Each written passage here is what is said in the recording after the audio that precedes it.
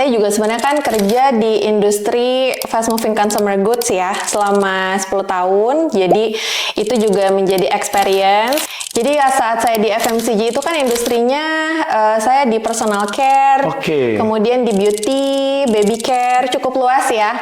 Ketika kita mau launching produk baru, nah saya coba terapkan gitu. Jadi kita ketika mau memulai bisnis, apakah itu benar-benar solve the problem yang memang dihadapi oleh target pasar kita? Kalau teman-teman yakin iya, maka teman-teman perlu siap-siap langsung mendiferensiasi produknya. Kita coba mengambil market yang cukup niche dan kita bisa win di sana. Karena ketika mulai berbisnis, yang paling penting adalah arus kas. Itu adalah nyawanya ya Bu ya. Gitu. Jadi arus kas itu harus terjaga, harus tetap stabil sehingga jangan sampai hurting margin. Margin itu harus tetap bisa memastikan kita untuk bisa berputar terus.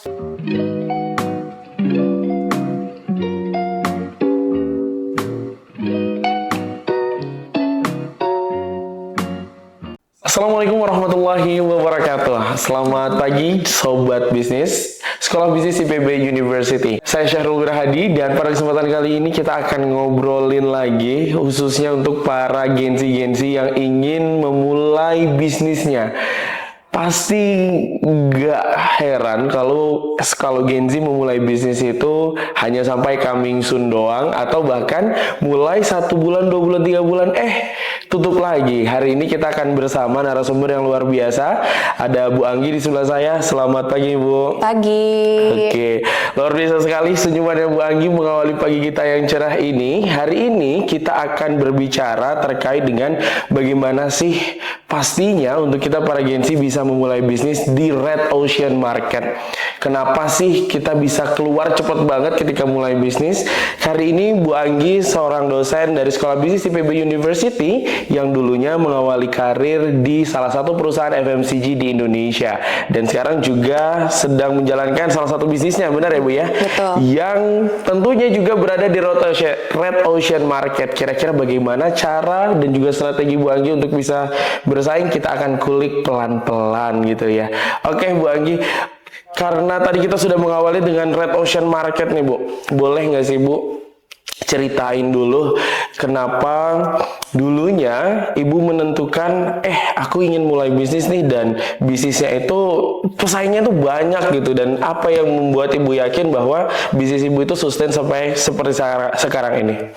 Oke, jadi awal memulai bisnis karena memang seneng ya, memang seneng, hobi. Kemudian saya juga sebenarnya kan kerja di industri fast moving consumer goods ya selama 10 tahun. Jadi itu juga menjadi experience gitu. Jadi ketika saya memutuskan resign saat itu, bisnisnya tuh tetap senang. Akhirnya dilanjutkan dengan mencoba membuka bisnis sendiri gitu. Jadi reasonnya memang secara personal saya suka itu. Kemudian memutuskan masuk ke industri apa?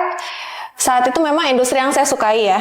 Jadi saat saya di FMCG itu kan industrinya saya di personal care, kemudian di beauty, baby care, cukup luas ya.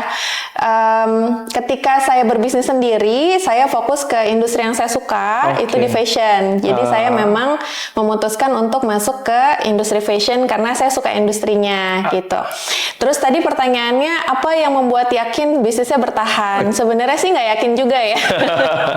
Gitu, tapi memang diawali karena saya suka, kemudian saya happy ngerjainnya dan ada experience ya selama 10 tahun di FMCG yang itu juga jadi bekal buat saya gitu. Jadi akhirnya saat itu saya memutuskan untuk memulai, dan dalam perjalanannya tentu banyak juga yang dipelajari gitu sampai alhamdulillah sampai hari ini masih bisa survive di industri fashion gitu. Dan nama brandnya Dadula ya Bu ya? Betul. Sebelumnya Ibu tahu nggak sih kalau misalnya industri yang Ibu ingin terjun ke dalamnya ini itu memang pesaingnya banyak, walaupun memang kita tahu itu jadi kebutuhan sehari-hari juga ya Bu ya.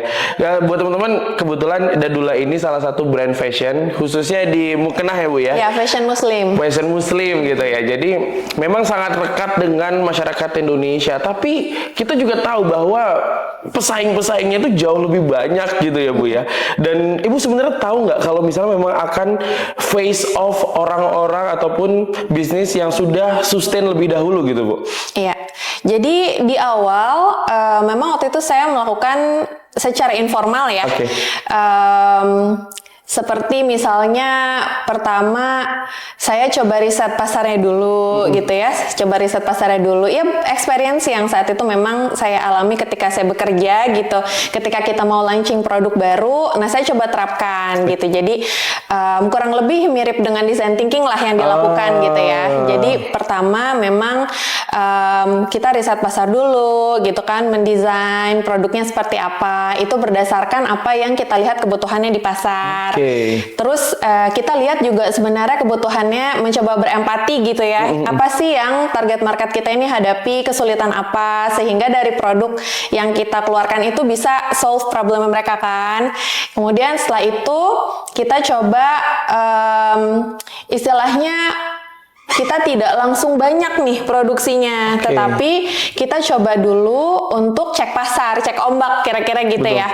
Kita coba cek ombak dulu. Nah, setelah misalnya produknya cukup diterima, baru setelah itu kita kembangkan lagi gitu. Jadi sebenarnya mirip-mirip dengan konsep design thinking ya. Jadi saat itu ini cerita sharing aja ke teman-teman. Di awal kita melakukan ideasi seperti itu. Namun memang fun fact-nya adalah teman-teman, saat itu ketika kita mau mencoba masuk ke market fashion, kita coba lihat mana sih kira-kira niche yang kita masih bisa masuk nih gitu. Jadi awalnya saya itu masuk untuk ke fashion anak-anak. Jadi mulanya awalnya kita fashion anak-anak dulu ya Bu ya? Jadi berdasarkan ideasi dan lain-lain gitu ya, kita melihat bahwa kayaknya untuk fashion anak-anak ini potensial nih gitu. Jadi itu yang kita coba masuk. Nah, di fashion anak-anak itu kita melihat tidak seramai gitu ya, tidak se-red ocean fashion dewasa. Kemudian kan anak-anak juga mereka pertumbuhannya cepat. Jadi untuk repeatnya juga bisa lebih cepat gitu lagi. Dan loyalty-nya juga akan terbantu karena biasanya ketika mereka udah senang dengan satu brand, along the way dari usia 1 tahun sampai mereka usia remaja gitu, biasanya mereka akan refer ke brand tersebut. Belum lagi basket size, misalnya kakaknya pakai, adiknya juga bisa sekalian beli kan gitu ya. Jadi itu sudah dipikirkan dari konsep tadi yang design thinking. Nah, kembali lagi nih ke fun fact-nya, ternyata ketika kita benar-benar sudah masuk ke pasar tersebut, jadi tadi yang kita coba cek ombak gitu ya, kita coba produksi, kemudian kita coba keluarkan di pasar, ternyata produk kita cukup sulit untuk bisa survive di pasar. Nah, itu dia. Kenapa? Karena walaupun kita udah riset, ternyata ketika benar-benar terjun ke pasar, kita baru menyadari bahwa kita itu pesaingnya tidak hanya lokal di Indonesia, tetapi juga banyak banget produk-produk yang impor dari luar negeri. Gitu. Dan mereka sudah bisa provide harga yang murah banget. Jauh lebih murah, ya. Bener Bu. Kemudian face-nya juga cepat banget. Betul, jadi desain apa segala macam tuh update-nya cepat banget. Jadi in a nutshell kita sulit untuk survive di sana. Nah, gitu. Ini dia Bu yang jadi masalah untuk para Gen Z ataupun orang-orang yang ingin memulai nih Bu ya. Ditambah lagi kita sudah mati-matian atau bahkan sudah full untuk melakukan research dan melakukan pendekatan A, pendekatan B, pendekatan C. Tapi balik lagi yang Ibu sampaikan tadi, ketika kita terjun ke dalamnya, ternyata kok nggak sesuai prediksi nih. Kok malah penjualan nggak lancar nih. Ditambah lagi kayak Ibu sampaikan, barang-barang dari luar tuh jauh lebih murah Bu. Kira-kira Ibu cara bertahan dan survive itu seperti apa? Apakah memang kita perlu modal yang besar dulu di awal, atau kayak kita memang benar-benar cari niche-nya aja gitu, kemudian kita cari pasar yang kecil-kecil dulu baru kita kembangin lagi? Iya, jadi kembali ke tadi ya gitu. Jadi saya ingin share gitu ke teman-teman bahwa ternyata memang ketika kita sudah mencoba untuk melakukan riset, bisa jadi gitu ketika kita launch the prototype gitu ya, itu happen gitu teman-teman. Nah, waktu itu yang dilakukan adalah jangan sedih dulu gitu kan, karena sebenarnya ide awal market research yang kita lakukan itu tuh sebenarnya menjadi bekal juga gitu, menjadi bekal gitu. Jadi paling tidak kita sudah tahu, secara umum industri seperti ini, tapi ketika kita launch the prototype, ternyata industrinya gitu ya, itu lebih luas dari yang kita bayangkan. Nah, waktu itu yang kita coba lakukan adalah kita coba mengambil market yang cukup niche dan kita bisa win di sana. Gitu. Jadi awalnya dari baju anak yang cukup general ya, baju anak yang cukup general, dan itu dari negara apapun, misalnya seperti China gitu ya. Kemudian juga sebenarnya dari Bangkok kan banyak juga gitu banget ya. Nah, kita coba lihat, kalau di Indonesia kita bisa win justru di Muslim marketnya. Karena Indonesia itu kan kita 90% itu adalah Muslim. Jadi memang potensial, itu satu. Yang kedua, kalau kita mau innovate, kita lebih paham dibandingkan dengan negara-negara yang lain yang di luar gitu. Karena kita kan live with it kan gitu. Jadi yang kedua, kita lihat ternyata kita bisa di niche ini bisa win over the market gitu. Akhirnya itulah sejarah kenapa Dadula masuk ke pasar mukena. Ke pasar mukena. Karena at that time kita coba masuk ke pasar yang lebih niche dan itu lebih memungkinkan insight kita, knowledge kita untuk bisa win over versus competition. Nah, fun fact-nya juga teman-teman, ketika kita coba masuk ke pasar anak-anak ya, seperti yang tadi, kita coba launch, kita market research lagi nih. Tapi dalam mukena tetap ada competition dong. Gimana caranya untuk tetap bisa berbeda gitu ya, tetap bisa differentiate. Nah, saat itu yang kita lihat adalah segmentasi kita adalah millennials yang punya anak masih kecil gitu ya. Millennials yang punya anak mungkin usia 1 sampai 5 tahun. Nah, ketika kita lihat ternyata ada keinginan dari millennials ini supaya anaknya tuh kelihatan lebih elegan gitu. Nah, saat itu tuh mukenanya lebih banyak modelnya yang kartun, yang warna-warna cerah. Justru kita coba masuk, melihat needs itu ya, kita coba masuk yang bahannya itu silk, kemudian warna-warnanya pastel lembut, polos gitu. Dan ternyata diterima cukup baik gitu. Jadi itulah sejarahnya ya. Panjang ya. Dan untuk bisa mencapai titik itu pasti butuh perjuangan ya Bu ya. Tapi dari yang sudah Ibu pernah jalani ini, kira-kira teman-teman pasti juga penasaran, pernah nggak ngerasa kayak capek dan pernah exit dulu kemudian masuk lagi gitu Bu? Karena memang untuk di industri yang red ocean ini kadang sangat melelahkan ya Bu ya. Capek banget pasti, apalagi kalau kita bertim dan ya ketika udah ngobrol kayaknya kita udah deh cukup sampai di sini aja. Tapi balik lagi, sampai sekarang Dadula hadir, kira-kira pernah exit atau enggak nih Bu? Untuk exit alhamdulillah enggak ya. Enggak pernah ya? Alhamdulillah enggak. Tapi kalau capek ya tentu pernah ngerasa capek. Baik saya ketika di industri FMCG yang istilahnya sudah besar, brandnya juga sudah matang gitu ya. Atau ketika saya mencoba meniti bisnis UMKM gitu, tentu kalau perasaan capek ada. Tapi kembali lagi, tadi yang saya awal banget katakan ke teman-teman ya, saya itu melakukan hal yang saya suka gitu. Pertama, fashion itu industri yang saya suka. Di awal-awal tentu arus kas, kemudian pendapatan itu belum sesuai dengan apa yang kita harapkan ya. Karena namanya juga kita kan masih membangun brand awareness gitu ya. Prosesnya itu tentu membutuhkan waktu dan kesabaran. Nah, karena saya suka ya dijalanin aja gitu. Capek iya, tapi karena suka dijalanin aja. Yang penting nggak berhenti sih. Yang penting nggak berhenti gitu, itu satu. Kemudian yang kedua, kalau menurut saya rasa capek itu pasti kan ada sebabnya ya. Betul. Sebab capeknya itu apa? Itu mungkin yang perlu dilihat. Apakah misalnya problemnya kita belum tersistem. Jadi kita banyak ngerjain hal-hal yang perintilan-perintilan, tapi visinya itu justru malah nggak kekejar nih gitu, karena terlalu banyak yang perintilannya gitu. Itu bisa jadi salah satunya. Atau yang kedua, capeknya karena kurang tim misalnya gitu ya. Jadi udah tahu nih mau ngerjain apa, tapi timnya masih kurang gitu. Jadi rasa capeknya itu perlu dilihat gitu sebabnya apa. Atau bosen bisa jadi Aduh bosen nih ngerjain ini terus, kok nggak jalan-jalan gitu. Jadi banyak sebenarnya sebabnya. Teman-teman perlu cari gitu reason dari capeknya itu apa, dan itu yang nanti perlu kita coba beresin dari reasonnya. Kalau misalnya reasonnya udah solve, insya Allah sih nanti semangat lagi ya. pasti semangat lagi ya Bu ya. Apalagi kalau misalnya dikelilingi oleh orang-orang yang suportif ya Bu ya. Iya, betul. Ditambah kita udah menyusun visi ke depannya tuh, kita memang ingin seperti apa bisnis yang kita jalani seperti itu ya Bu ya. Dan tadi menarik tuh Bu, yang Ibu sampaikan kalau misalnya research yang tadi udah kita lakukan tidak sepenuhnya kita salah, enggak. Cuman memang perlu membuka mata lebih luas lagi aja, karena ternyata industrinya tuh luas banget gitu ya Bu ya. Karena memang nggak, selain dari bisnis fashion, kalau anak-anak sekarang kan suka itu buka-buka kafe, ya, F&B ya. F&B, kemudian juga sekarang kalau kita lihat gadget aja Bu, kalau dulu kita mau beli gadget tuh mahal banget ya.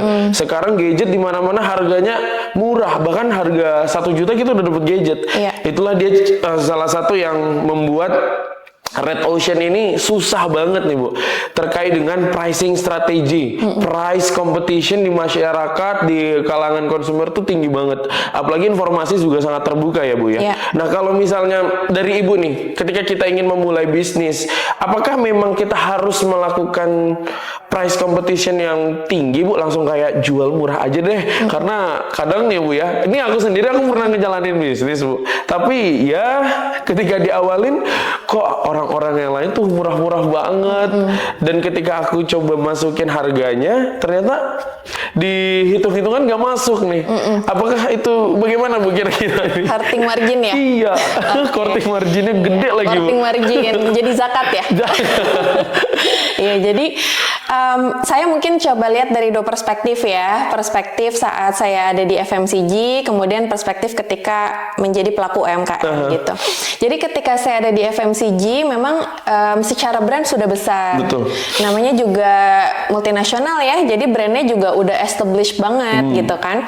Sehingga ketika brandnya sudah established, yang perlu dipertahankan adalah gimana caranya supaya brand itu tetap stays. Jadi orang-orang itu tetap melihat brand kita sebagai market leader. Gitu. Poinnya kan di situ. Jadi sebenarnya kalau dari segi pricing, ketika brandnya itu memang sudah menjadi market leader atau orang udah aware terhadap brand itu, sebenarnya persepsi harga itu mereka juga sudah punya dan sudah cukup menerima. Gitu kan. Jadi nggak perang harga seberdarah-darah itu. Gitu kan. Jadi itu ketika saya menjalani ketika di FMCG gitu ya. Tapi ketika saya menjadi pelaku UMKM, yang saya benar-benar membangun brand dari awal gitu, itu memang journey-nya tuh berbeda. Karena journey-nya yang ini membangun dari nol, brand awareness-nya tuh benar-benar nggak ada yang tahu kan, tidak ada yang tahu sama sekali. Betul. Gitu. Nah itu memang ini saya sharing ya apa yang saya lakukan saat itu. Jadi ketika di awal yang saya ceritakan ke teman-teman gitu, kita masuk ke baju anak secara umum, memang kita tidak bisa survive karena tadi tidak bisa bersaing dengan harga. Dan apa yang kita coba berikan produknya itu juga ternyata bisa di-serve dengan produk-produk impor misalnya atau produk lokal yang lain. Jadi benar-benar nggak ada bedanya kan. Kita nggak bisa ada diferensiasi, harganya juga nggak masuk, ya udah gitu. Jadi nggak bisa win over di situ. Nah, yang kedua, tadi ketika saya ceritakan ke teman-teman, ketika saya mulai masuk ke niche market yang kita rasa kita cukup mulai bisa mendiferensiasi diri kita nih. Contoh mukena yang lain, misalnya pakai kartun, warnanya cukup gonjreng gitu ya. Gitu, nah, yang ini kita bisa sampaikan misalnya ini bahannya lebih lembut, kemudian bisa kembaran sama ibunya, ada sisi emosional di situ gitu kan. Kemudian juga kita coba ceritakan gitu ke konsumen kita bahwa dengan menggunakan brand mukena ini kamu juga tetap terlihat stylish tapi juga nggak terlalu rame gitu kan. Orang pingin ketika beribadah tuh terlihatnya baik secara pas. Betul. Ya kan, jadi baik tapi juga tidak yang sangat menarik perhatian gitu. Nah kita mencoba tap in ke situ, jadi kita coba ada diferensiasi, dan ketika kita memasukkan harga tentu kita ada riset pasar ya. Kira-kira mukena yang arahnya menengah ke atas gitu, itu tuh range harganya berapa sih yang orang masih mau beli. Jadi kita coba segmentasikan dulu, jadi nggak langsung banting harga ya, nggak langsung banting harga, kita coba segmentasi, tapi di segmentasi itu kita coba masuk ke harga yang lower. Kebayang ya, jadi segmentasinya misalnya ada yang harganya dari 0 sampai 100 ribu gitu, itu untuk yang perang harga. Tapi untuk yang lumayan atas misalnya dari 200 ribu sampai 500 ribu misalnya gitu. Yang atas lagi 1 juta ke atas. Nah kita coba nggak langsung di bawah nih, tapi kita ambil yang tengah-tengah, misalnya level 200 sampai 500, kita ambil tengah-tengah nih 300 ribu gitu. Jadi dengan benefit yang kita coba sampaikan dan harga kita yang cukup kompetitif, ternyata masih bisa diterima. Gitu. Jadi poinnya kalau dari saya, apakah kita langsung ikut perang harga? Jangan dulu. Sampai hurting margin. Karena ketika mulai berbisnis yang paling penting adalah arus kas. Itu adalah nyawanya ya Bu ya. Gitu. Jadi arus kas itu harus terjaga, harus tetap stabil, sehingga jangan sampai hurting margin. Margin itu harus tetap bisa memastikan kita untuk bisa berputar terus. Itu satu. Penting. Yang kedua, tapi juga teman-teman perlu lihat dalam range harga tadi, segmentasi kita, segmen market kita itu kira-kira menerimanya range sampai ke berapa gitu. Jadi mungkin mainnya di situ ya. Mainnya di situ, Bu. Kalau teman-teman mau agak misalnya aduh brand awareness-nya pengen dinaikin nih, misalnya pengen akuisisi konsumen baru, nggak apa-apa di harga yang sebelumnya, tapi teman-teman bikinnya tematik aja. Contoh misalnya, ini lagi ada Ramadan, kita bikin diskon khusus Ramadan deh. Jadi diturunin dulu, tapi orang-orang tetap lihat persepsi harga kita, itu kita harga memang untuk menengah ke atas. Gitu. Jadi bikinnya tuh tematik dan itu juga mendorong urgensi untuk beli. Benar-benar mumpung lagi promo gitu. Jadi mereka ada urgensi untuk beli juga. Gitu sih. Penting banget ya Bu ya, berarti jadi penting banget khusus untuk teman-teman yang ya ternyata salah satu pain point yang menjadi kita berhenti melakukan bisnis adalah cash flow yang sangat-sangat tidak lancar ya Bu ya. Betul. Hurting margin karena mau compete another competition, ternyata malah kitanya yang dibungkus gitu ya, nggak lanjut sama bisnis yang kita jalanin. Kalau yang dari saya tangkap dari yang Ibu sampaikan tadi, awareness penting ya Bu ya. Tapi memang kita bisa lakukan secara tematik, itu poin utama. Jadi ketika memang kita ingin masuk ke satu pasar, kita bisa membuat pasar itu paham ternyata kita itu berada di posisi yang mana, sehingga mereka paham kapan mereka harus membeli produk-produk kita.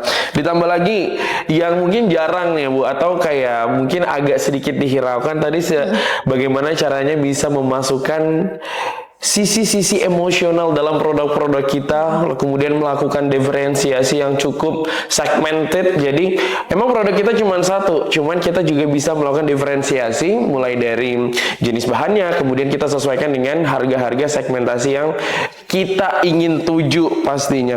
Nah Bu, kalau yang banyak juga nih Bu di teman-teman kita, ketika sudah ada bisnis yang sudah maju, udah top chair gitu, tiba-tiba dia ingin masuk juga ke sana. Dan ramenya kalau yang akhir-akhir ini, kayak kalau Ibu ngikutin, kita ada Mild Crepes. Mild Crepes itu kan awal-awal tuh naik tuh Bu ya, sangat-sangat ya compete lah dengan bisnis-bisnis bakery yang lain, tapi naiknya hanya sebentar Bu. Terus teman-teman yang lain tuh pada ikut semua buat Mild Crepes. Dia punya bisnis nggak bertahan lama, dia juga bungkus. Kira-kira kalau kita mau mulai bisnis terus kita ngikutin virality yang ada, itu worth it nggak sih Bu? Iya, jadi ini udah sering terjadi ya. Sangat sering sekarang Bu. Ya, terutama dengan adanya digitalisasi, gitu kan, media sosial dan lain-lain. Viralitas ini gitu ya, benar-benar membuat face-nya itu jadi cepat banget gitu. Proses yang misalnya naiknya itu perlu waktu, ini tiba-tiba bisa langsung naik. Betul. Tapi ya tadi face-nya bisa langsung naik, bisa langsung cepat turun Betul. juga. Gitu. Kalau saya lihat memang dari segi konsumennya, perilaku konsumennya gitu ya. Orang-orang itu kalau sekarang karena dengan adanya informasi yang sangat cepat, jadinya juga sering kali terinformasi, senang mencoba hal yang baru, tapi setelah itu bosan. Karena mencoba hal yang baru yang lain. Kan gitu ya, mencoba hal yang baru yang lain juga gitu. Nah, saya mungkin melihatnya dari perspektif gini teman-teman. Teman-teman mau melihat apakah teman-teman memang mau hanya untuk menghasilkan uang sampai pada taraf tertentu. Misalnya ya udah, selama misalnya saya sudah capai target segini, udah BEP, setelah BEP saya udah ada profitability sekian, setelah itu turun nggak masalah. Karena ada juga yang sebenarnya pakai bisnis model kayak gitu. Gitu. Jadi ada yang viral, dia ikutin, kemudian Misalnya langsung BEP, setelah BEP target profit tercapai, setelah itu ketika declining ya udah dia tinggalin. Dia ganti bisnis lagi Dia yang ganti baru? bisnis lagi. Ada Oke. sebenarnya yang model bisnisnya seperti itu. Atau yang kedua, teman-teman memang mau membangun brand. Gitu. Ketika teman-teman mau membangun brand, maka teman-teman ingin membangun bisnis yang sustain. Betul. Nah, itu yang poin kedua ya. Oke, Bu. Jadi kalau untuk poin yang kedua, kalau saran saya, ketika kita ingin punya bisnis yang sustain, berarti teman-teman perlu lihat lagi. Ketika sesuatu produk itu viral, nah sekarang teman-teman kembali lagi melihat kita ketika mau memulai bisnis, apakah itu benar-benar solve the problem yang memang dihadapi oleh target pasar kita? Betul. Kalau memang itu relevan, gitu kan, itu benar-benar solve the problem, kemudian apakah produk kita itu bisa relevan untuk mereka dan bisa mendiferensiate dibandingkan dengan yang lain? Baik. Jadi jawabannya adalah, kalau teman-teman yakin iya, maka teman-teman perlu siap-siap langsung mendiferensiasi produknya. Baik. Itu satu, mendiferensiasi produknya. Karena bagaimanapun, ini yang saya alami di FMCG ya. Betul. Di FMCG itu brand kita udah sustain gitu teman-teman, udah well known lah. Tapi teman-teman bayangin FMCG itu kan produknya banyak banget ya. Dalam satu rak aja shampoo tuh teman-teman bisa milih dari ujung ke ujung kan. Betul. Bisa milih dari ujung ke ujung gitu. Tetap aja kompetisi yang sangat heavy itu terjadi. Betul.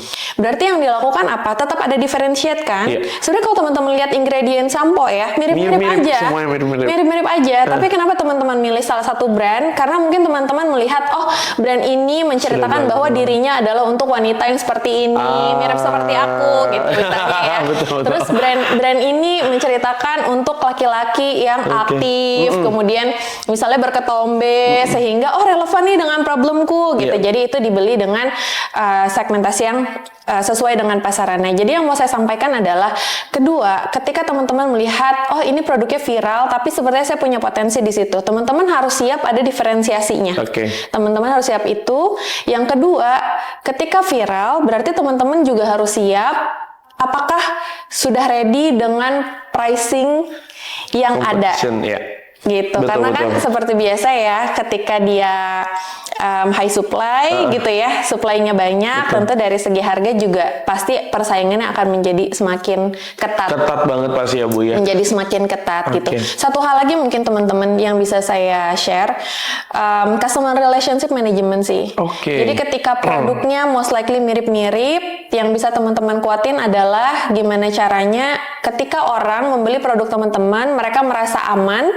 Kalau misalnya, oh ini produknya nggak works nih, produknya nggak bagus, saya bisa dapat misalnya bisa ditukar, Oke. misalnya gitu. Atau, oh customer service-nya itu helpful. Oke. Jadi CRM itu sebenarnya bisa differentiate juga, not solely di produk, tetapi bagaimana teman-teman mendiferensiate. Oke, produk kita mirip-mirip, tapi kalau kalian beli ke saya, kalian akan mendapatkan service yang lebih baik, kira-kira gitu. Jadi kayak ada janji-janji yang ditawarkan untuk bisa menjaga loyalty pelanggan kita gitu ya Bu Iya, ya. betul. Untuk bisa terus repurchase dan dia tahu kalau misalnya brand kita itu ya menjanjikan suatu hal yang tidak akan merugikan mereka. Nah, jadi penting nih teman-teman, kalau misalnya kita melihat satu virality itu bisa jadi sebuah peluang bagi kita, tapi harus siap ya Bu ya. Dengan dua kondisi. Yang pertama, kalau memang hanya ingin ikut dalam virality itu, kita harus tahu seberapa lama kita harus di sana untuk bisa gaining the profit target-target kita. Atau kalau misalnya memang ingin terus di sana, bagaimana caranya bisa sustain dengan menciptakan diferensiasi khusus dan juga hal-hal yang mungkin bisa jadi ciri khas untuk di produk-produk ataupun service yang kita berikan. Dan ini menarik sih Bu. Kalau misalnya ya Gen Z milenial sekarang tuh pasti suka kalau misalnya dijanjiin kayak janji-janji manis gitu lah Ibu ya. Kalau misalnya produk-produk yang kamu gunakan let's say tidak berguna, kamu akan mendapatkan garansi 3 bulan dapat lagi yang baru. Atau kalau fashion biasanya kalau ukuran yang nggak sesuai boleh dibalikin, nanti kita datang lagi. Nah, seberapa efektif sih Bu sebenarnya yang mungkin sekarang ini sudah dilakukan oleh Dadula juga ya Bu ya, bisa jadi bahan kami untuk bisa menjaga customer relationship management yang ada di perusahaan kami Bu. Jadi teman-teman perlu diingat gitu ya bahwa sebenarnya ruh dari CRM, ruh dari customer relationship management adalah niat baik bahwa teman-teman memang ingin membantu customer gitu. Jadi itu apa yang perlu kita tekankan gitu ya, sehingga ketika kita melakukan CRM itu memang kita tulus ingin membantu customer kita. Nah, ketika kita kembalikan tadi ke janji-janji itu gitu ya, menurut saya boleh dilakukan, apalagi itu misalnya menjadi diferensiasi, tetapi poin pentingnya adalah ingat bahwa janji menjadi sebuah ekspektasi. Yeah. Dan ketika ekspektasi itu bertambah dan teman-teman tidak melakukan itu, maka teman-teman akan membuat konsumen kecewa. Nah, itu dampaknya lebih berat lagi. Gitu. Jadi, berdasarkan riset dari PYC, ada konsumen itu ketika mereka dikecewakan, 32%-nya mereka akan pindah ke produk lain. Pindah ke lain hati. Wow. Pindah gitu. Karena sebegitu besarnya impact gitu ya dari rasa kecewa gitu yang dirasakan oleh konsumen. Maka pastikan ketika memang teman-teman mengatakan misalnya jika size-nya tidak sesuai boleh tukar ya. Nah, ketika konsumen teman-teman itu benar-benar menghadapi itu, ya teman-teman harus put the consequence gitu. Yeah. Jadi benar-benar memang melakukan apa yang teman-teman sampaikan, walk the talk lah istilahnya gitu ya. Jadi trust itu penting banget teman-teman. Dan konsumen kita itu kalau mereka happy, mereka akan lakukan word of mouth gitu kan. Mereka akan sharing ke yang lain. Dan experience saya ketika saya coba baca-baca kolom review gitu ya, karena kalau di e-commerce kan review itu menjadi salah satu poin penting untuk orang juga percaya untuk membeli. Betul. Ternyata di reviewnya itu selain mereka misalnya mengatakan bahannya enak gitu ya, customer service-nya ramah banget, enak banget, baik banget. Nah, yang kayak gitu itu membuat saya berarti kita sudah bisa melaksanakan CRM-nya gitu, karena ternyata dari review customer itu penting, nggak cuma dari segi produknya, tetapi buat mereka kayak customer service-nya helpful banget nih, yang seperti ramah banget. Nah, yang seperti itu ternyata bisa mendifferentiate juga gitu. Jadi kira-kira seperti itu teman-teman, perlu walk the talk lah.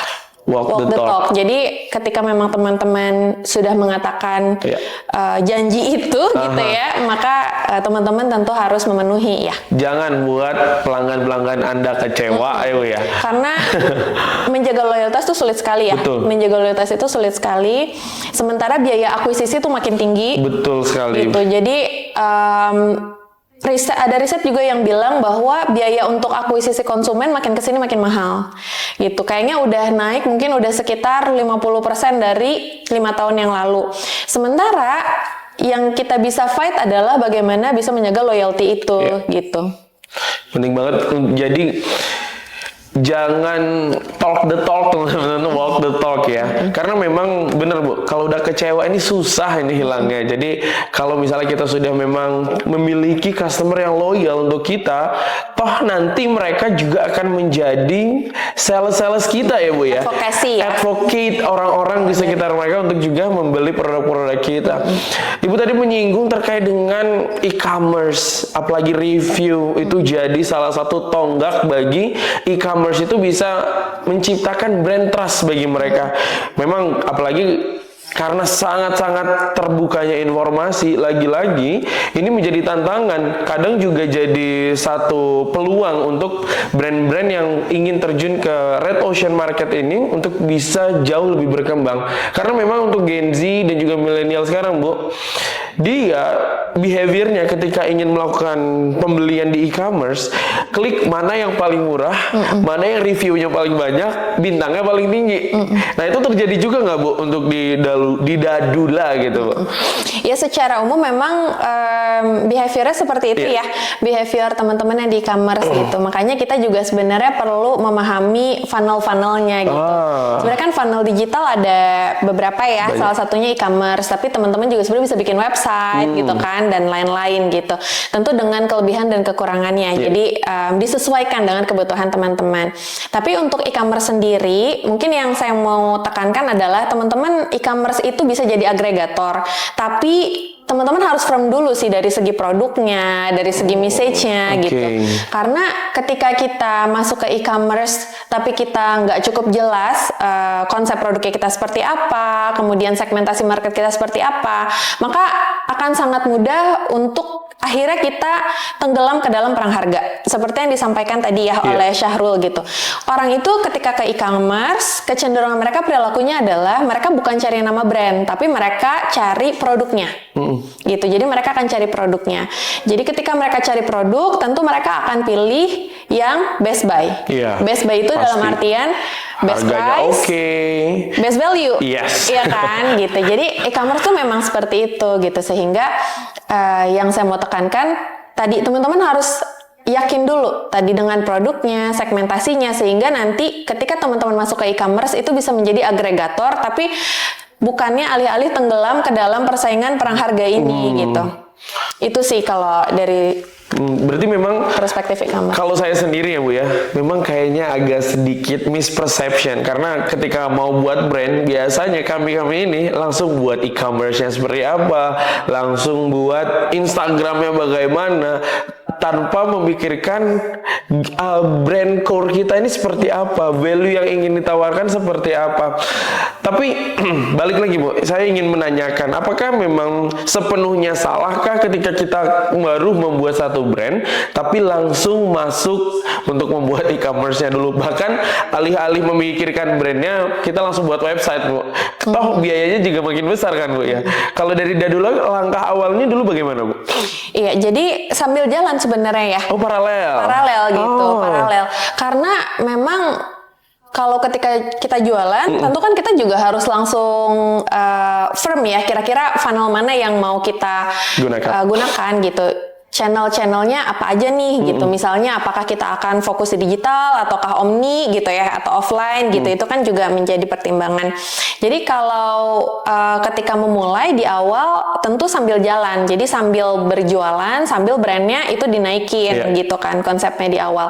Nah, untuk e-commerce sendiri teman-teman, yang perlu dipastikan adalah memang teman-teman perlu sangat memahami bagaimana behavior orang belanja di e-commerce.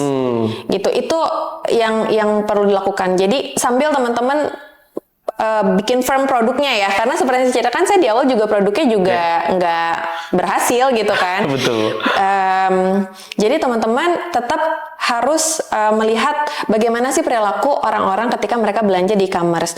Nah, orang tadi belanja di e-commerce itu sebenarnya mereka product minded gitu. Jadi mereka tuh bukan akan langsung ke brandnya. Jadi teman-teman benar-benar harus meyakinkan bahwa teman-teman tuh punya kata kunci yang sesuai gitu, punya kata kunci yang sesuai. Nah, kata kunci itu teman-teman bisa insight-nya dapat dari mana? Tadi dari perilaku konsumen. Gitu. Jadi ketika teman-teman jualan gitu, kira-kira kata kunci apa yang itu tuh akan sangat relevan.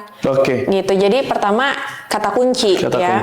Kata kuncinya itu harus strong. Kemudian biasanya kan ada click to rate tuh ya. Nanti setelah orang ngeklik dari kata kunci itu dan mereka kayak tertarik dari gambar gitu ya, mereka klik, itu adalah decision di mana orang-orang melihat apa yang kita tampilkan di sana, membuat mereka klik untuk beli. Gitu. Jadi ketika mereka mau klik untuk beli, teman-teman harus meyakinkan bahwa orang-orang itu senangnya lewat video atau foto sih. Fotonya yang seperti apa, videonya yang bagaimana. Gitu kan. Kemudian nanti setelah itu deskripsinya harus concise, orang kan agak males baca ya. Gitu. Jadi yang itunya tuh benar-benar diperhatikan. Sama satu lagi mungkin kalau spesifik e-commerce sekarang kan banyak affiliator juga ya. Nah, teman-teman coba gerakan community seperti itu juga rasanya bisa membantu. Baik. Kalau dari penjelasan Ibu, ternyata kalau kita ingin masuk ke Red Ocean ini banyak sekali yang harus kita maintain teman-teman. Dan nggak boleh merasa capek, harus benar-benar mencintai apa yang kita kerjakan. Karena prosesnya itu ya Bu ya, maju, mundur lagi. Kita coba research lagi, kita cek lagi pasar seperti apa, kita coba cek ombak di pasar seperti apa, diterima nggak nih? Kita research lagi untuk pengembangan selanjutnya. Untuk teman-teman yang mau buat brand dan sustain memang gak mudah. Tapi kalau kita punya keyakinan dan kita rasa ini salah satu hal yang menjadi passion dan kecintaan kita dalam menjalankannya, pasti akan bisa jadi salah satu brand yang dicintai oleh konsumer-konsumer kita kayak Dadula yang dijalanin ya Bu ya. Amin. Oke, sebagai closing mungkin Bu boleh disampaikan untuk teman-teman kita yang ingin memulai bisnisnya kembali, yang kemarin sudah sempat rungkat tutup gitu Bu, agar mereka bisa memunculkan rasa kepemilikan, rasa ingin menjalankan bisnis lagi. Kira-kira boleh Bu disampaikan poin-poin penting kepada teman-teman kita yang di rumah. Oke, jadi yang pertama sih kalau saran saya start small. Oke. Start small. Jadi teman-teman mulai nggak harus langsung besar, tapi justru penting untuk riset di awal. Jadi start small, teman-teman coba buat prototipenya, coba cek pasarnya gitu ya. Jadi ketika rugi pun nggak langsung semuanya habis kan gitu ya. Jadi proses start small itu yang nanti bisa membantu kita untuk berjalan, dan walaupun berjalannya perlahan, tapi kita tahu tujuannya arahnya kemana. Yang kedua adalah arus kasnya teman-teman, cash flow-nya gitu. Penting sekali kalau di awal-awal teman-teman memastikan ketika teman-teman melakukan misalnya awal-awal gitu ya, teman-teman mau tes pasar, jangan langsung habiskan semua. Simpan sebagian, simpan sebagian. Karena bisa jadi misalnya di awal, wah ini kita harus agak belok dulu nih, kayak misalnya tadi baju anak yang general pindah ke mukena. Nah itu ada memang arus kas yang teman-teman simpan sehingga itu tetap bisa untuk memutar. Kemudian kedepannya pun teman-teman juga perlu memperhatikan bagaimana bisa berputar terus gitu arus kasnya. Itu yang kedua. Kalau yang ketiga mungkin diferensiasi tadi ya, diferensiasi bagaimana bisa membedakan itu gitu. Jadi teman-teman gak hanya dari produk, tapi bagaimana dari CRM-nya, kemudian teman-teman misalnya membangun lewat komunitas gitu kan, membangun emotional attachment-nya gitu, itu juga akan membantu. Sama mungkin terakhir yang keempat, kalau di bisnis menurut saya sih pasti teman-teman akan mengalami pasang surut dalam setiap prosesnya gitu, sehingga memang perlu ada agility ya. Perlu ada agility untuk terus bisa maju. Kemudian jika teman-teman melihat ada potensi, itu harus bisa cepat adaptasi gitu. Lebih baik teman-teman belum sempurna tetapi nggak ketinggalan kereta. Kebayang ya? Kebayang. Gitu, daripada kita berusaha keras misalnya untuk menyempurnakan sesuatu tapi keretanya udah lewat nih, trennya udah lewat gitu. Jadi agility untuk bisa tetap adaptasi dan mengikuti tren dengan istilahnya update dengan cepat gitu. Kira-kira itu. Baik, terima kasih banyak Bu Anggi. Luar biasa sekali insight untuk kita para muda-muda yang ingin menjalankan bisnisnya. Kalau bisa saya simpulkan kembali, ada 3 nih teman-teman. Buka mata, buka hati, dan juga buka pikiran. Pertama, lihat dulu seperti apa sih sebenarnya industri yang ingin kita jalani. Kemudian juga buka hatinya, customer kita ini customer yang bagaimana sih, sentuh titik emosionalnya ya Bu ya, kita sentuh titik emosionalnya, kemudian kita buka pikiran kita, bagaimana caranya bisa menciptakan nilai-nilai dari dalam perusahaan kita, dalam produk-produk kita, agar terus bisa diminati dan juga bisa memberikan janji-janji yang juga pasti bisa kita tepati. Dan proses buka mata, buka hati, buka pikiran itu bukan hanya di awal, di tengah, di akhir, dan di sepanjang kita menjalankan bisnis kita, itu terus kita jalankan. Jangan lupa teman-teman bisa coba cek Dadula ya Bu ya. Boleh. Bahwa kita sambil promosi nggak masalah nih Pak. Ada Dadula, salah satu brand yang sedang dipegang oleh Ibu Anggi. Bagaimana progresnya, bagaimana Dadula membuat sebuah diferensiasi, itu bisa jadi salah satu prototipe yang kita contoh untuk menjalankan bisnis-bisnis kita. Bisnis apapun itu, baik fashion, F&B, bisnis lain-lainnya, itu juga bisa kita kembangkan masing-masing. Terima kasih banyak teman-teman yang telah menonton podcast kita sesi kali ini. Bagaimana caranya kita bisa terjun dan juga menang di dalam Red Ocean Market. Oh ya, sebagai informasi buat teman-teman yang ingin mendaftarkan perkuliahan di Magister dan juga Doctoral Study, Sekolah Bisnis IPB University sedang membuka pendaftarannya. Jangan sampai lupa karena kita akan tutup pendaftaran sampai 2 Maret 2025. Informasinya bisa cek di Sekolah Bisnis IPB di Instagramnya dan juga bisa masuk ke website admisi.ipb.ac.id.